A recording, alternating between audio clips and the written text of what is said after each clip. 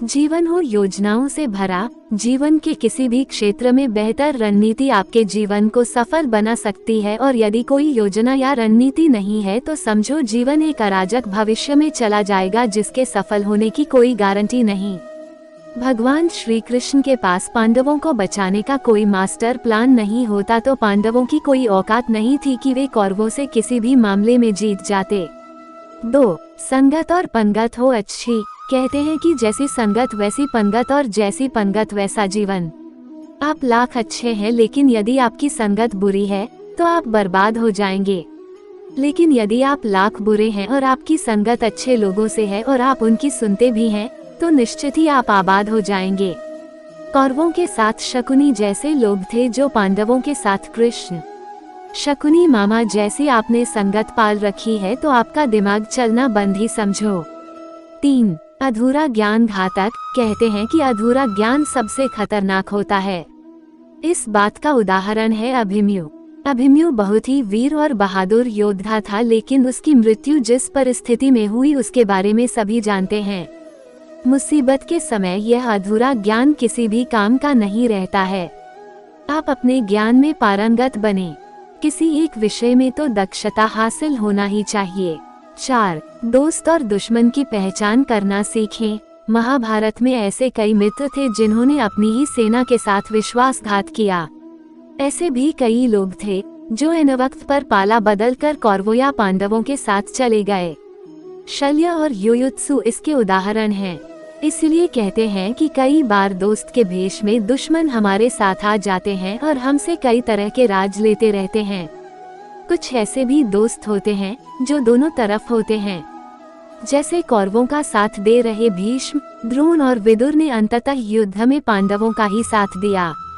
5. हथियार से ज्यादा घातक बोल वचन। महाभारत का युद्ध नहीं होता यदि कुछ लोग अपने वचनों पर संयम रख लेते।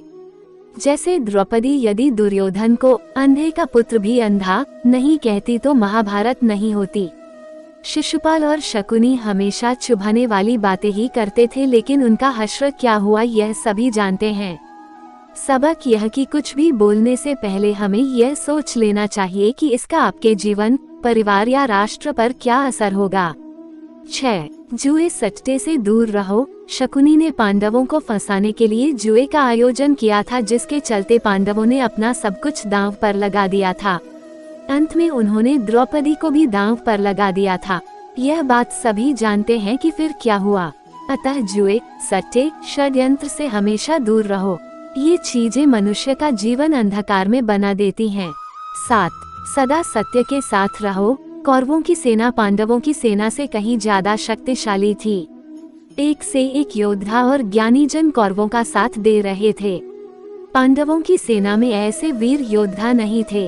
कहते हैं कि विजय उसकी नहीं होती जहां लोग ज्यादा हैं, ज्यादा धनवान हैं या बड़े पदाधिकारी हैं। विजय हमेशा उसकी होती है जहां ईश्वर है, और ईश्वर हमेशा वही है जहां सत्य है। इसलिए सत्य का साथ कभी न छोड़ें। अंततः सत्य की ही जीत होती है। सत्य के लिए जो करना पड़े करो। 8. लड़ाई से डरने वाले मिट जाते हैं। जिंदगी एक उत्सव है, संघर्ष नहीं। लेकिन जीवन के कुछ मोर्चों पर व्यक्ति को लड़ने के लिए हमेशा तैयार रहना चाहिए। जो व्यक्ति लड़ना नहीं जानता, युद्ध उसी पर थोपा जाएगा या उसको सबसे पहले मारा जाएगा। महाभारत में पांडवों को यह बात श्री कृष्ण ने अच्छे से सिखाई थी। पांडव अपने बंधु बांधवों से लड़ना नहीं चाहते थे, लेकिन श्री कृष्ण ने समझाया कि जब किसी मसले का हल शांतिपूर्ण तरीके से नहीं होता तो फिर युद्ध ही एकमात्र विकल्प बच जाता है। कायर लोग युद्ध से पीछे हटते हैं। युद्ध भूमि पर पहुंचने के बाद भी अर्जुन युद्ध नहीं करना चाहता था। तब भगवान श्री कृष्ण ने उससे कहा कि न कोई मरता है और न कोई मारता है, सभी निमित्त मात्र हैं। आत्मा अजर और अमर है, इसलिए मरने या मारने से क्या डरना।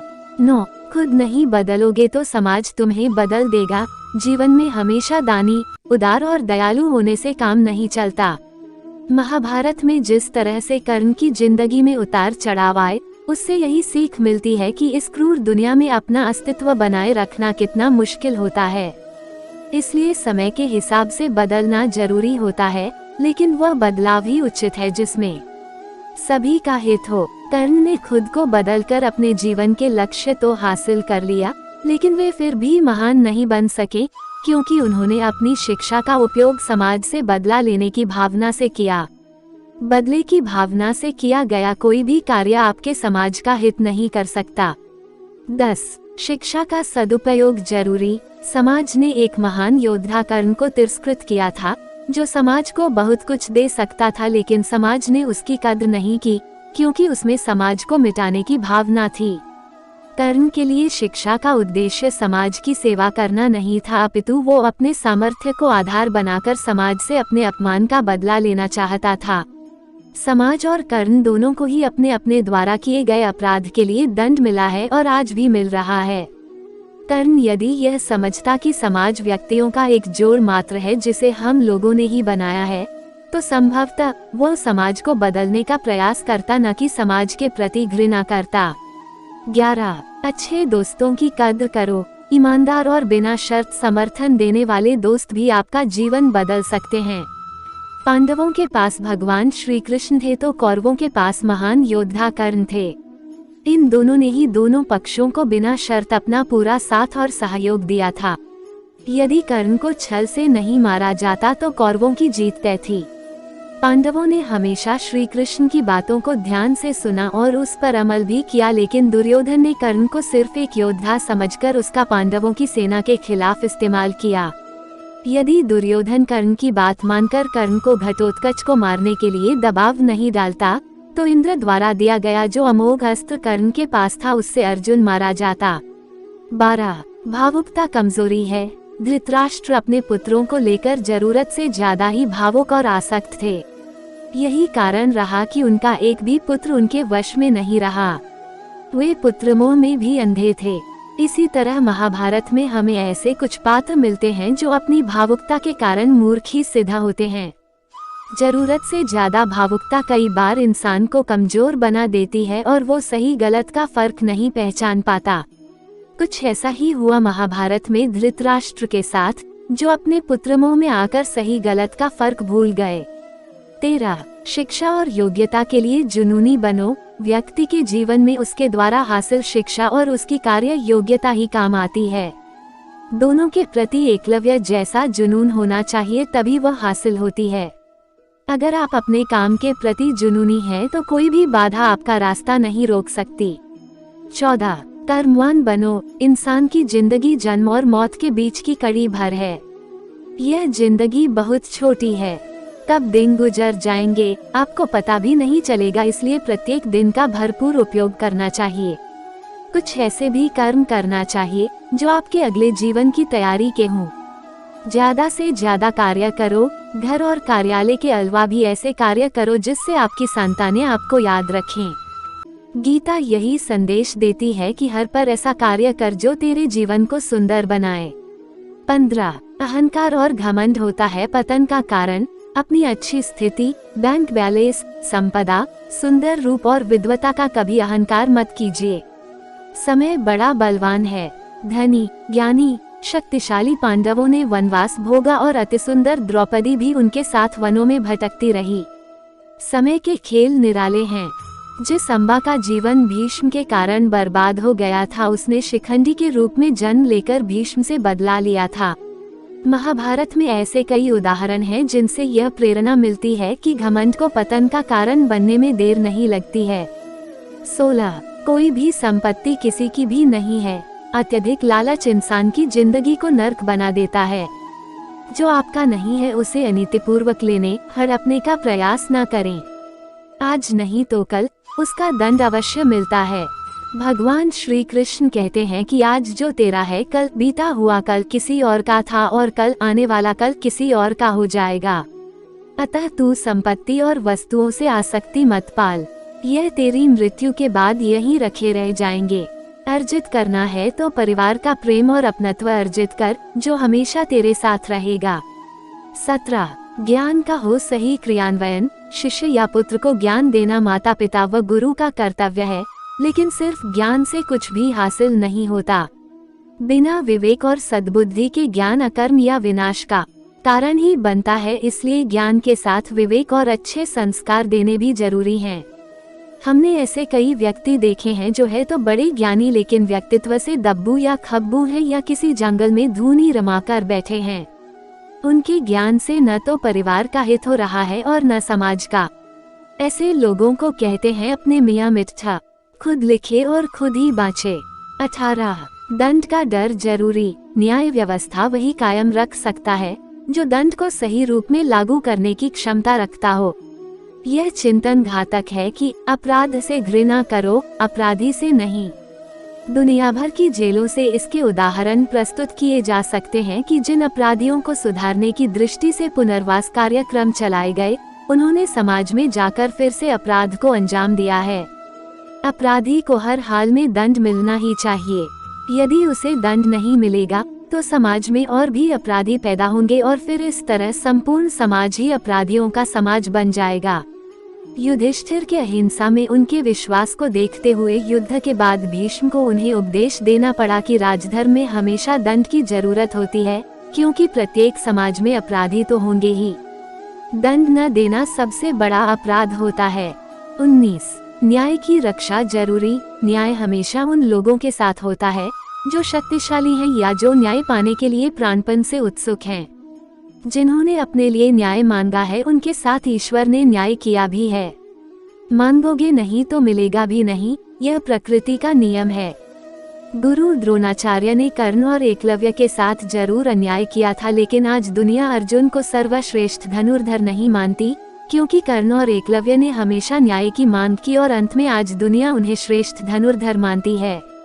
महाभारत हमें सिखाती है कि न्याय की रक्षा करना कितना जरूरी है, लेकिन यह भी एक कटु सत्य है कि न्याय सिर्फ शक्तिशाली लोगों के साथ ही है।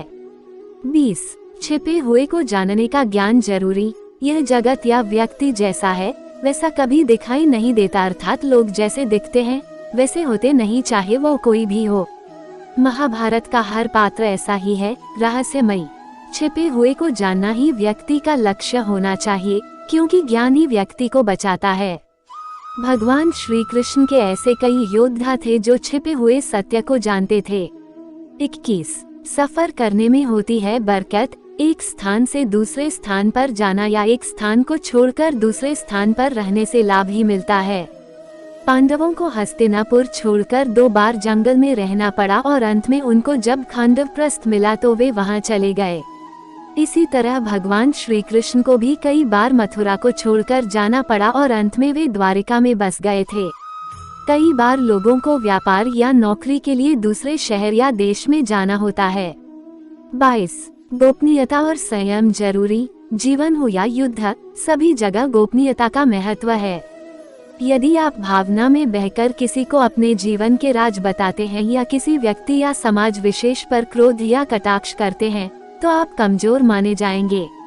महाभारत में ऐसे कई मौके आए जबकि नायकों ने अपने राज ऐसे व्यक्ति के समक्ष खोल दिए जो राज जानने ही आया था, जिसके चलते ऐसे लोगों को मुंह की खानी पड़ी।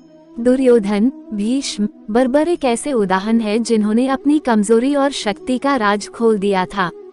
23 चिंता, भय और अशांति है मृत्यु का द्वार।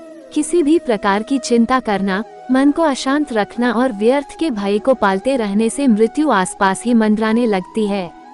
मौत तो सभी को आनी है, फिर चिंता किस बात की। कोई पहले मरेगा और कोई बाद में। चिंता का मुख्य कारण मोह है। जेल खान, दावाखाना या पागल खाना वह व्यक्ति जाता है जिसने धर्म सम्मत या संयमित जीवन नहीं जिया, बहुत महत्वाकांक्षी है या जिसने धन और शक्ति के आधार पर रिश्ते बना रखे हैं या जिसे अपनी संपत्ति की सुरक्षा की चिंता है।